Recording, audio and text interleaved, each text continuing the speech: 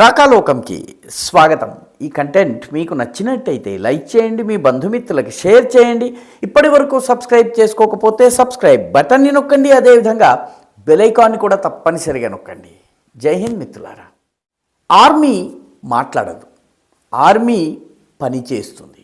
అందుకే భారత army chief ఎప్పుడూ విలేకరుల ముందుకొచ్చి మాట్లాడడం అనేది ఏడాదిలో ఒక్కసారి కూడా జరగదు. అందుకే ఆర్మీ చీఫ్ మాట్లాడినట్టయితే, ఆయన పత్రికలతో మాట్లాడినట్టయితే, ఏదైనా కార్యక్రమాల్లో బహిరంగంగా ఆయన వ్యాఖ్యలు చేసినట్టయితే వాటికి చాలా ప్రాధాన్యం ఉంటుంది.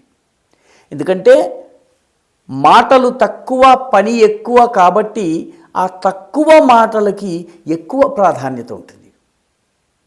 మన ఆర్మీ పాకిస్తానీ ఆర్మీ లాంటి బజారు ఆర్మీ కాదు. ఎందుకంటే పాకిస్తాన్ ఆర్మీకి పబ్లిసిటీ చేసుకునేందుకు, పత్రికలతో మాట్లాడేందుకు వాళ్ళకు ఒక ప్రత్యేకమైన వింగ్ ఉంది. ISPR, inter services public relations సంస్థకి.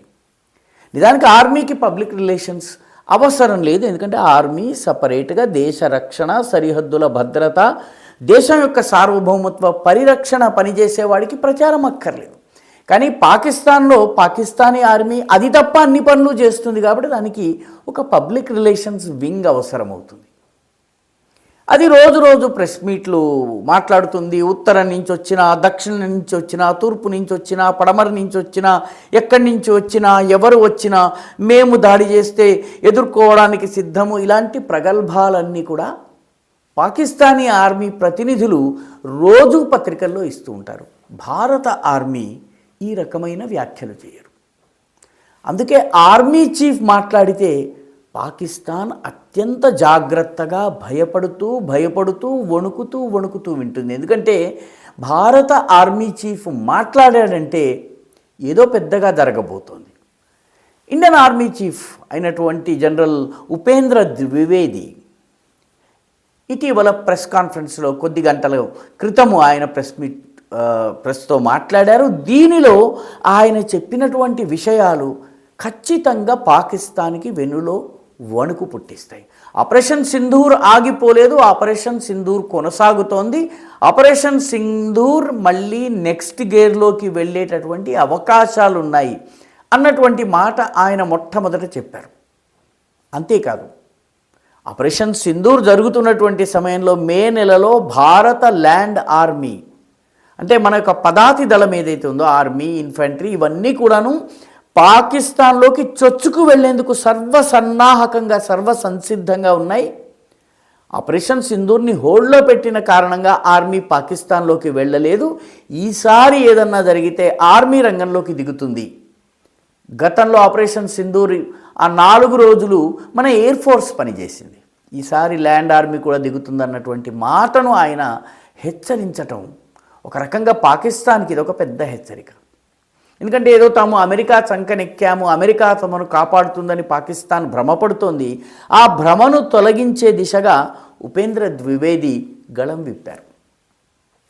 ఆయన చెప్పినటువంటి విషయాలు నిజానికి పాకిస్తాన్ని ఒక్కసారి కుదిపేసి ఉంటాయి. పాకిస్తాన్లో ఈ రోజుకి కూడా 8 ఉగ్రవాద శిబిరాలు నడుస్తున్నాయి. 6 లైన్ ఆఫ్ కంట్రోల్కి అటువైపున పాకిస్తాన్లో నడుస్తున్నాయి. 2 ఇంటర్నేషనల్ బార్డర్, అంతర్జాతీయ సరిహద్దు ఏదైతే ఉందో అది ఇటు గుజరాత్ నుంచి మొదలుపెట్టి గుజరాత్, రాజస్థాన్, పంజాబ్, జమ్మూ వరకు ఉన్నటువంటి ఇంటర్నేషనల్ బార్డర్కి అటువైపు 2 శిబిరాలు నడుస్తున్నాయి. ఈ 8 శిబిరాల పైన 24/7 into 365 days నిఘా ఉంది అన్నటువంటి విషయాన్ని ఆయన చెప్పారు. అంటే పాకిస్తాన్లో ఎన్ని ఉగ్రవాద శిబిరాలు నడుస్తున్నాయి, ఎక్కడ నడుస్తున్నాయి, అక్కడ ఏం జరుగుతుంది, ఏ శిక్షణ ఇస్తున్నది అన్నటువంటి విషయాన్ని ఆయన స్పష్టంగా పాకిస్తాన్కి నిన్ను నేను గమనిస్తున్నాను అన్నటువంటి సూచన చేశారు. అంతేకాదు పాకిస్తాన్ ఆర్మీ, పాకిస్తాన్ ఐఎస్ఐ ప్రత్యక్షంగా 140 మంది కరడుగట్టిన ఉగ్రవాదులకు పూర్తి భద్రతనిస్తున్నాయన్నటువంటి విషయాన్ని కూడా ఆయన చెప్పారు. ఎవరెవరికి ఇస్తున్నారు అన్నది భారత సైన్యానికి తెలుసు, ఏ రకమైనటువంటి భద్రత ఉన్నదన్నది మాకు తెలుసును.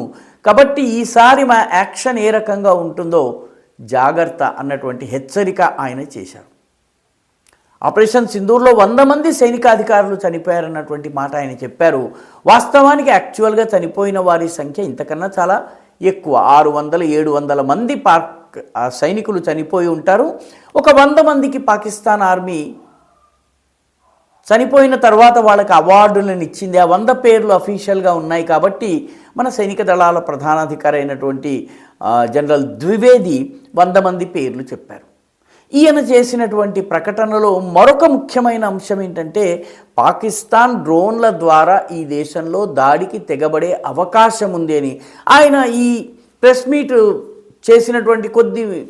నిర్వహించినటువంటి కొద్దిసేపటికే రాత్రి చీకటి పడుతూ ఉండగానే జమ్మూ దగ్గర ఉన్నటువంటి ఎయిర్ బేస్ దగ్గర 5-6 డ్రోన్స్ కలకలం సృష్టించాయి. అంటే ఎంత యాక్యురేట్గా మన ఆర్మీ పాకిస్తాన్ యొక్క కదలికల్ని గమనిస్తోంది, పాకిస్తాన్ యొక్క యాక్టివిటీని గమనిస్తోంది, పాకిస్తాన్కి సంబంధించిన ఎంత సమగ్రమైన సంపూర్ణమైన సమాచారం మన దగ్గర ఉందో చెప్పగలిగేంత పకడ్బందీగా మన పరిస్థితి ఉంది. ఆ మాటే జనరల్ ఉపేంద్ర ద్వివేది పాకిస్తాన్కు హెచ్చరికలాగా చెప్పారు. కొద్ది రోజుల క్రితము మన రక్షణ మంత్రి అయినటువంటి రాజ్నాథ్ సింగ్ కూడాను పాకిస్తాన్కి హెచ్చరిక చేశారు. రాన్ ఆఫ్ కచ్ ఏరియాలో మా కార్యకలాపాలు నడుస్తున్నాయి, అక్కడి నుంచి కరాచీ ఎంతో దూరం లేదు అన్నటువంటి హెచ్చరిక చేశారు. ఈసారి గనక ఏదన్నా పాకిస్తాన్ దుస్సాహసానికి పాల్పడితే కరాచీ పట్టణము ఉండబోదు అన్నటువంటి అర్థం వచ్చేలాగా రాజ్నాథ్ సింగ్ వ్యాఖ్యానించారు. దీని అర్థం ఏంటంటే పాకిస్తాన్కు ఉన్నటువంటి పాకిస్తాన్ చేతుల్లో ఉన్నటువంటి ఒకే ఒక పెద్ద ఓడరేవు, పస్ని అనేటటువంటి ఒక చిన్న ఓడరేవు ఉంది, గ్వాదర్ ఉంది. కానీ గ్వాదర్ పాకిస్తాన్లో ఉన్నప్పటికీ పాకిస్తాన్ చేతుల్లో లేదు, దానిపైన చైనా ఆధిపత్యం ఉంది. కాబట్టి పాకిస్తాన్ యొక్క నేవీ అంతా కూడాను ఎక్కువగా కరాచీకి పరిమితం అవుతుంది. కరాచీ బొంబాయి లాగా పాకిస్తాన్ ఆర్థిక రాజధాని. నెక్స్ట్ టైం పాకిస్తాన్ దుస్సాహసానికి పాల్పడితే కరాచీ ఉండదు అన్న అన్యాపదేశమైన సందేశం రాజ్నాథ్ సింగ్ కూడాను ఇచ్చారు. అటు రక్షణ మంత్రి వ్యాఖ్య కావచ్చు, ఇటు జనరల్ ఉపేంద్ర ద్వివేది మాటలు కావచ్చును, పాకిస్తాన్కు ఏదో అంతర్జాతీయంగా అమెరికా ప్రస్తుతం పాకిస్తాన్ని చేరదీసి పాకిస్తాన్లో ఉన్నటువంటి క్రిటికల్ మినరల్స్ కోసమో లేకపోతే పాలస్తీనాలో హమాస్ అంతం కోసమో అటు ఇరాన్ని నియంత్రించేందుకు ఏదో ఒక రకంగా పాకిస్తాన్ని వాడుకునే ప్రయత్నం ఉంది. కాబట్టి మాకు అమెరికా రక్షణ ఉందని పాకిస్తాన్ భావిస్తుందేమోనన్నటువంటి నేపథ్యంలో జనరల్ ఉపేంద్ర ద్వివేది ఈ హెచ్చరిక చేశారు. సరిగ్గా ఇదే సమయంలో పాకిస్తాన్లో సరిగ్గా నిన్న ఒక్కరోజే 9 మంది భద్రతా సిబ్బందిని ఖైబర్ పఖ్తూన్వాలో తహ్రీకే తాలిబాన్ పాకిస్తాన్ మట్టుపెట్టింది. అంటే పాకిస్తాన్ అంతర్గతంగా బలూచిస్తాన్లో కేపీకేలో అసలు ఏ పని చేయలేకపోతుంది, అసలు ప్రభుత్వం అనేది లేనటువంటి పరిస్థితి ఉంది.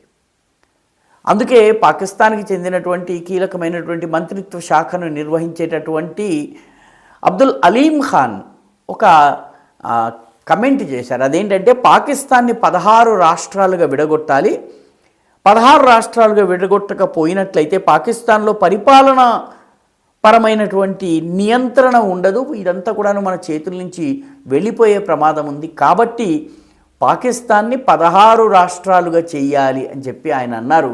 ఇది పంజాబ్ ఏనాటికి అంగీకరించింది. ఎందుకంటే పంజాబ్కి మొత్తం పాకిస్తాన్ మీద ఆధిపత్యం కావాలి, వనరుల మీద ఆధిపత్యం కావాలి. కాబట్టి ఇది జరగదు. కానీ పాకిస్తాన్లో ఎంత కంగారు ఉందో, పాకిస్తాన్లో ఎంత అయోమయ స్థితి ఉందో ఈ స్టేట్మెంట్ తెలియజేస్తోంది. మొత్తం మీద జనరల్ ఉపేంద్ర ద్వివేది చేసినటువంటి వ్యాఖ్యలను విన్నటువంటి పాకిస్తాన్ ఖచ్చితంగా జడుచుకుని ఉంటుంది. ఈ వీడియో మీకు నచ్చినట్టయితే లైక్ చేయండి, షేర్ చేయండి, ఈ ఛానల్కు సబ్స్క్రైబ్ చేయండి. మీ అభిప్రాయాన్ని కమెంట్ల రూపంలో తప్పనిసరిగా పంపించండి.